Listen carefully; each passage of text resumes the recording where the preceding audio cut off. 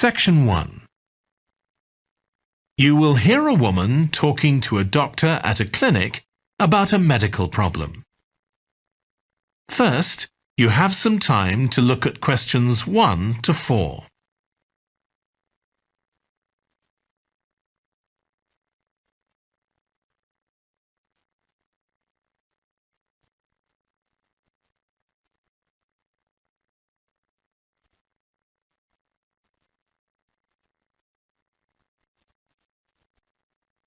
You will see that there is an example that has been done for you. On this occasion only, the conversation relating to this will be played first. Hi, come and take a seat. Thank you. My name's Carl Rogers and I'm one of the doctors here at the Total Health Clinic. So I understand this is your first visit to the clinic? Yes, it is. Okay, well I hope you'll be very happy with the service you receive here.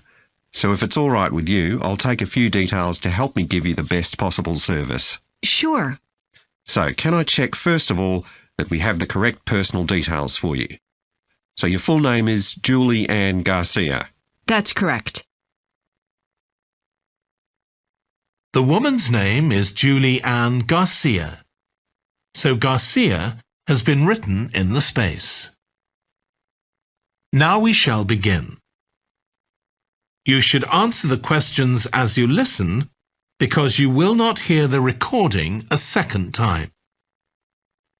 Listen carefully and answer questions 1 to 4. Hi, come and take a seat. Thank you. My name's Carl Rogers and I'm one of the doctors here at the Total Health Clinic. So I understand this is your first visit to the clinic? Yes, it is. Okay, well I hope you'll be very happy with the service you receive here. So if it's all right with you, I'll take a few details to help me give you the best possible service. Sure. So can I check first of all that we have the correct personal details for you? So your full name is Julie Ann Garcia. That's correct. Perfect. And can I have a contact phone number? It's 219-442-9785. Okay, and then can I just check that we have the correct date of birth? October 10th, 1992. Oh, I actually have 1991. I'll just correct that now. Right, so that's all good. Now I just need a few more personal details. Do you have an occupation, either full-time or part-time? Yes, I work full-time in Esterhazy's, you know, the restaurant chain. I started off as a waitress there a few years ago, and I'm a manager now. Oh, I know them. Yeah, they're down on 114th Street, aren't they? That's right. Yeah, I've been there a few times. I just love their salads. That's good to hear. Right, so one more thing I need to know before we talk about why you're here, Julie, and that's the name of your insurance company. It's Cawley Life Insurance. That's Cawley. Excellent. Thank you so much. Before you hear the rest of the conversation, you have some time to look at questions 5 to 10.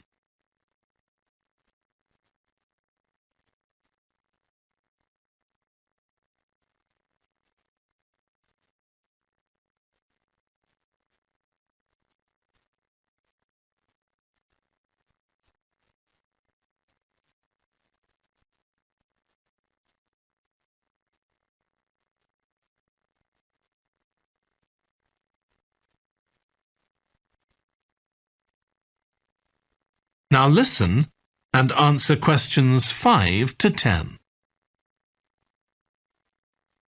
Now, Julie, let's look at how we can help you. So tell me a little about what brought you here today. Well, I've been getting a pain in my knee, the left one. Not very serious at first, but it's gotten worse, so I thought I ought to see someone about it. That's certainly the right decision. So how long have you been aware of this pain? Is it just a few days, or is it longer than that? Longer. It's been worse for the last couple of days, but it's 3 weeks since I first noticed it. It came on quite gradually, though, so I kind of ignored it at first. And have you taken any medication yourself or treated it in any way? Yeah, I've been taking medication to deal with the pain, Tylenol, and that works okay for a few hours, but I don't like to keep taking it. Okay. And what about heat treatment? Have you tried applying heat at all? No, but I have been using ice on it for the last few days. And does that seem to help the pain at all? A little, yes. Good. Now, you look as if you're quite fit normally. I am, yes. So do you do any sport on a regular basis? Yes, I play a lot of tennis. I belong to a club, so I go there a lot. I'm quite competitive, so I enjoy that side of it as well as the exercise, but I haven't gone since this started. Sure. And do you do any other types of exercise? Yeah, I sometimes do a little swimming, but usually just when I'm on vacation. But normally I go running a few times a week, maybe 3 or 4 times. So your legs are getting quite a pounding, but you haven't had any problems up to now? No, not with my legs. I did have an accident last year when I slipped and hurt my shoulder, but that's better now. Excellent. And do you have any allergies? No, none that I'm aware of. And do you take any medication on a regular basis? Well, I take vitamins, but that's all. I'm generally very healthy. Okay. Well, let's have a closer look and see what might be causing this problem. If you can just get up. That is the end of section 1. You now have half a minute to check your answers.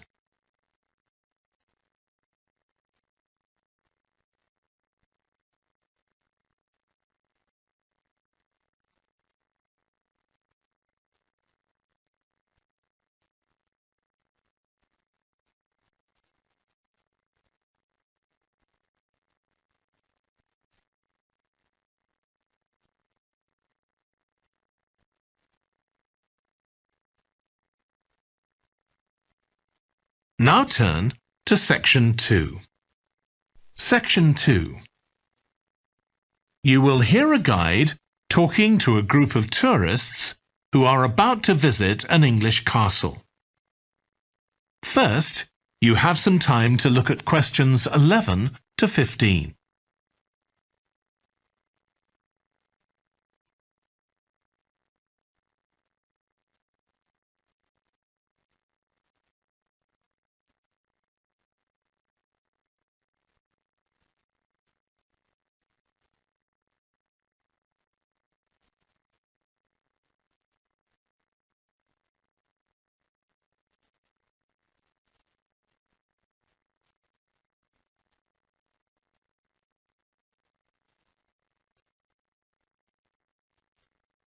Now listen carefully and answer questions 11 to 15.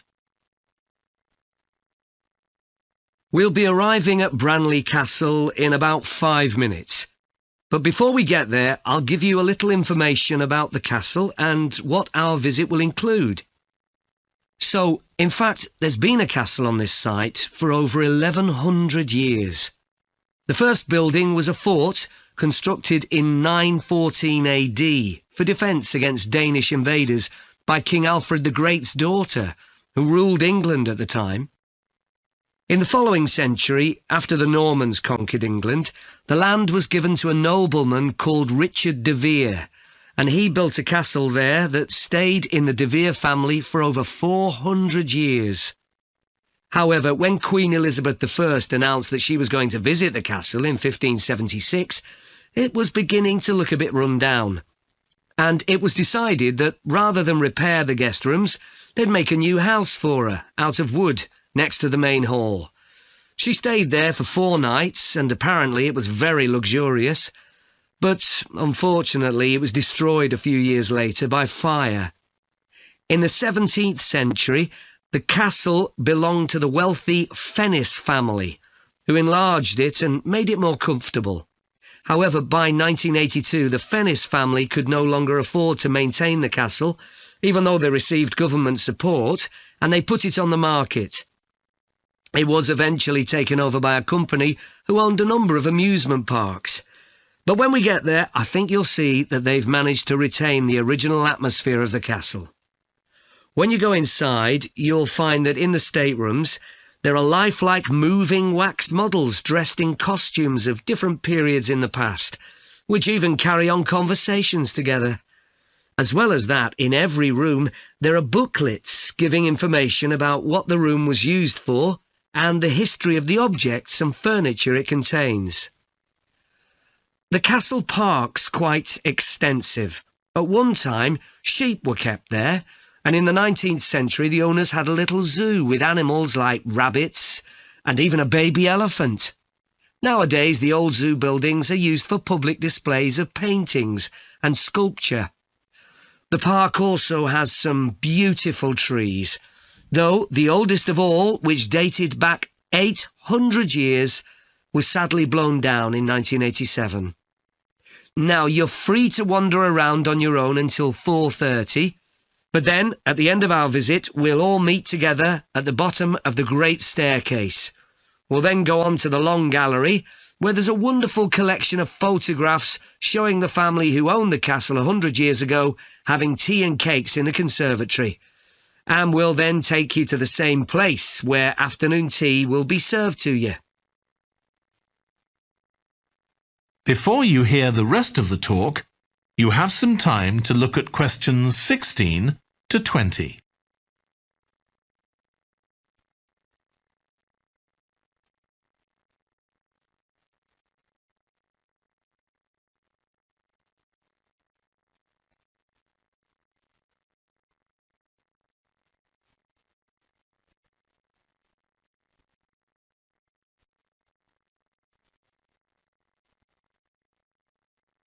Now listen and answer questions 16 to 20. Now, if you can take a look at your plans, you'll see Branley Castle has 4 towers joined together by a high wall, with the river on 2 sides. Don't miss seeing the Great Hall. That's near the river in the main tower, the biggest one, which was extended and redesigned in the 18th century. If you want to get a good view of the whole castle, you can walk around the walls. The starting point's quite near the main entrance. Walk straight down the path until you get to the south gate, and it's just there. Don't go on to the north gate. There's no way up from there. There'll shortly be a show in which you can see archers displaying their skill with a bow and arrow.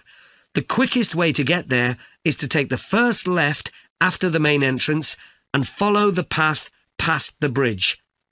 Then you'll see it in front of you at the end. If you like animals, there's also a display of hunting birds, falcons and eagles and so on. If you go from the main entrance in the direction of the south gate, but turn right before you get there instead of going through it, you'll see it on your right, past the first tower. At 3 p.m, there's a short performance of traditional dancing on the outdoor stage. That's right at the other side of the castle from the entrance and over the bridge. It's about 10 minutes walk or so. And finally, the shop. It's actually inside one of the towers, but the way in is from the outside. Just take the first left after the main entrance, go down the path and take the first right. It's got some lovely gifts and souvenirs. Right, so we're just arriving. That is the end of section 2. You now have half a minute to check your answers.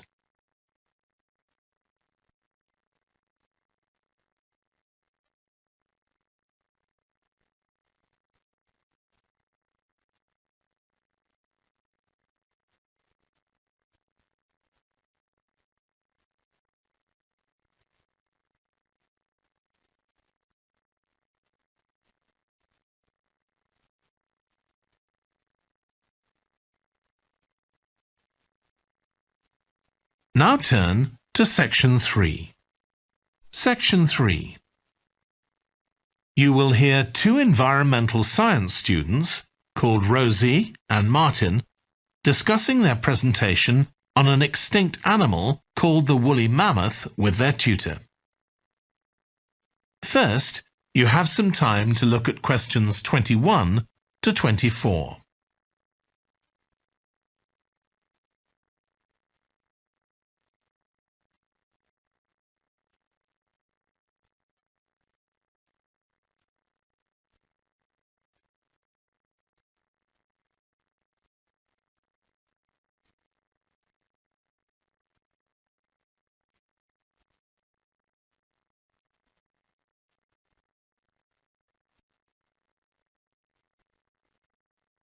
Now listen carefully and answer questions 21 to 24.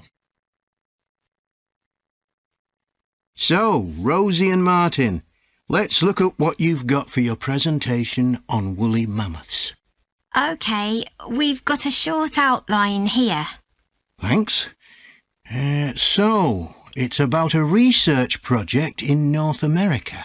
Yes, but we thought we needed something general about woolly mammoths in our introduction to establish that they were related to our modern elephant, and they lived thousands of years ago in the last ice age. Maybe we could show a video clip of a cartoon about mammoths, but that'd be a bit childish. Or we could have a diagram. It could be a timeline to show when they lived, with illustrations. Or we could just show a drawing of them walking in the ice. No, let's go with your last suggestion. Good. Then you're describing the discovery of the mammoth tooth on St. Paul's Island in Alaska and why it was significant. Yes, the tooth was found by a man called Russell Graham. He picked it up from under a rock in a cave. He knew it was special. For a start, it was in really good condition, as if it had been just extracted from the animal's jawbone. Anyway, they found it was 6,500 years old. So why was that significant? Well, the mammoth bones previously found on the North American mainland were much less recent than that, so this was really amazing. Then we're making an animated diagram to show the geography of the area in prehistoric times. So, originally, St. Paul's Island wasn't an island. It was connected to the mainland, and mammoths and other animals, like bears, were able to roam around the whole area. Then the climate warmed up and the sea level began to rise, and the island got cut off from the mainland. So those mammoths on the island couldn't escape. They had to stay on the island. And in fact, the species survived there for thousands of years after they'd become extinct on the mainland. So why do you think they died out on the mainland? No one's sure. Anyway, next we'll explain how Graham and his team identified the date when the mammoths became extinct on the island. They concluded that the extinction happened 5,600 years ago, which is a very precise time for a prehistoric extinction. It's based on samples they took from mud at the bottom of a lake on the island. They analysed it to find out what had fallen in over time, bits of plants, volcanic ash, and even DNA from the mammoths themselves. It's standard procedure, but it took nearly 2 years to do. Before you hear the rest of the discussion, you have some time to look at questions 25 to 30.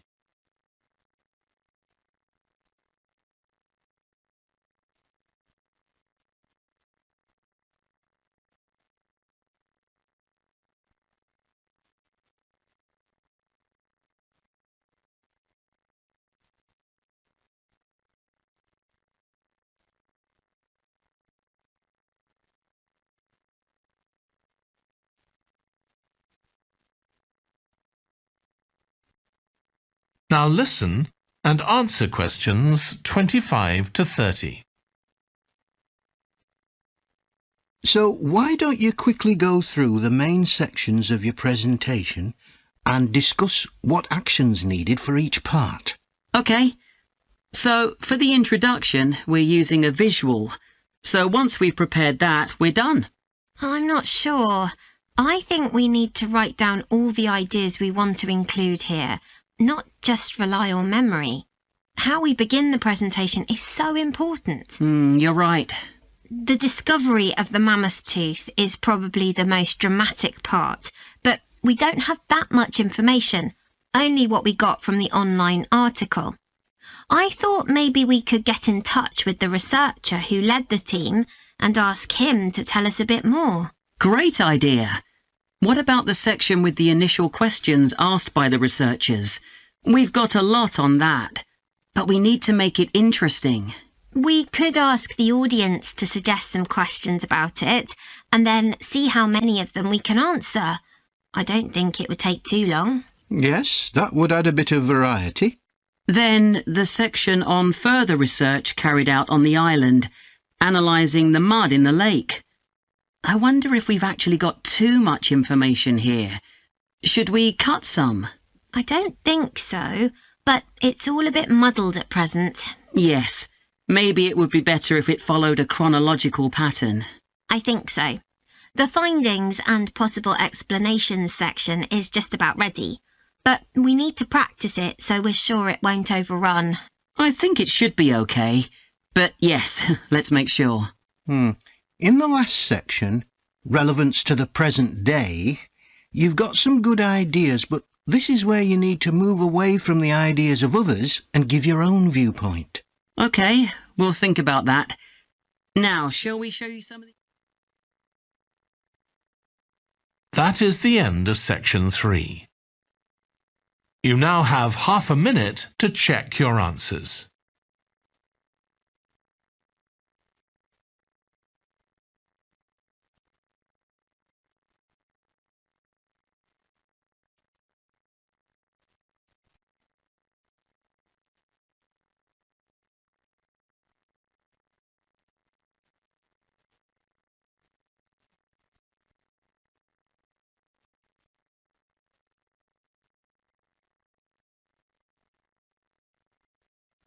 Now turn to section 4. Section 4. You will hear a lecture about the history of weather forecasting. First, you have some time to look at questions 31 to 40.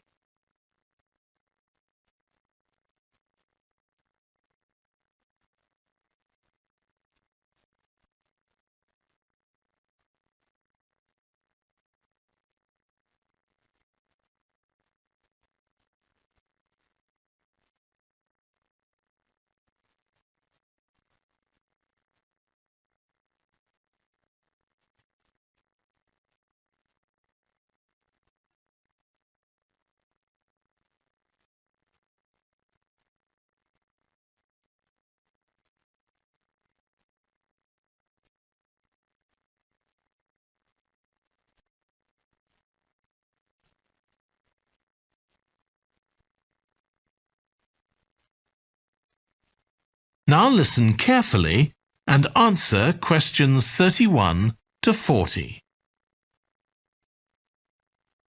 In this series of lectures about the history of weather forecasting, I'll start by examining its early history. That'll be the subject of today's talk. Okay, so we'll start by going back thousands of years. Most ancient cultures had weather gods, and weather catastrophes, such as floods, played an important role in many creation myths. Generally, weather was attributed to the whims of the gods, as the wide range of weather gods in various cultures shows. For instance, there's the Egyptian sun god Ra, and Thor, the Norse god of thunder and lightning. Many ancient civilizations developed rites such as dances in order to make the weather gods look kindly on them. But the weather was of daily importance. Observing the skies and drawing the correct conclusions from these observations was really important. In fact, their survival depended on it. It isn't known when people first started to observe the skies, but at around 650 BC, the Babylonians produced the first short-range weather forecasts, based on their observations of clouds and other phenomena.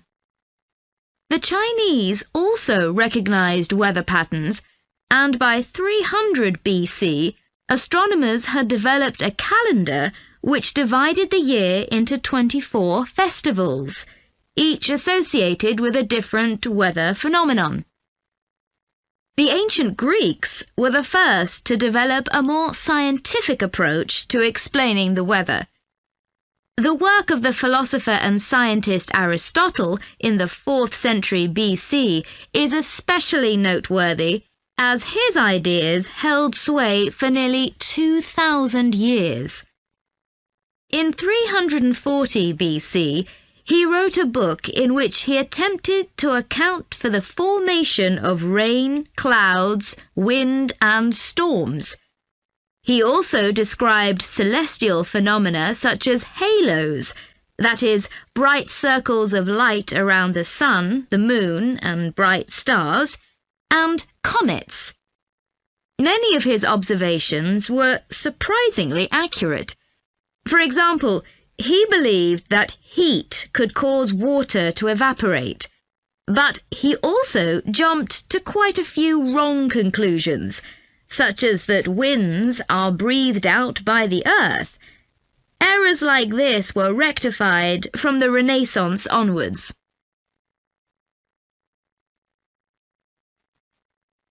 For nearly 2,000 years, Aristotle's work was accepted as the chief authority on weather theory. Alongside this, though, in the Middle Ages, weather observations were passed on in the form of proverbs, such as red sky at night, shepherd's delight, red sky in the morning, shepherd's warning. Many of these are based on very good observations and are accurate, as contemporary meteorologists have discovered. For centuries, any attempt to forecast the weather could only be based on personal observations. But in the 15th century, scientists began to see the need for instruments. Until then, the only ones available were weather vanes to determine the wind direction and early versions of rain gauges. One of the first, invented in the 15th century, was a hygrometer, which measured humidity. This was one of many inventions that contributed to the development of weather forecasting. In 1592, the Italian scientist and inventor Galileo developed the world's first thermometer. His student Torricelli later invented the barometer, which allowed people to measure atmospheric pressure. In 1648, the French philosopher Pascal proved that pressure decreases with altitude. This discovery was verified by English astronomer Halley in 1686, and Halley was also the first person to map trade winds. This increasing ability to measure factors related to weather helped scientists to understand the atmosphere and its processes better, and they started collecting weather observation data systematically. In the 18th century, the scientist and politician Benjamin Franklin carried out work on electricity and lightning in particular, but he was also very interested in weather and studied it throughout most of his life. It was Franklin who discovered that storms generally travel from west to east. In addition to new meteorological instruments, other developments contributed to our understanding of the atmosphere. People in different locations began to keep records, and in the mid-19th century, the invention of the telegraph made it possible for these records to be collated. This led, by the end of the 19th century, to the first weather services. It was not until the early 20th century that mathematics and physics became part of meteorology, and we'll continue from that point next week.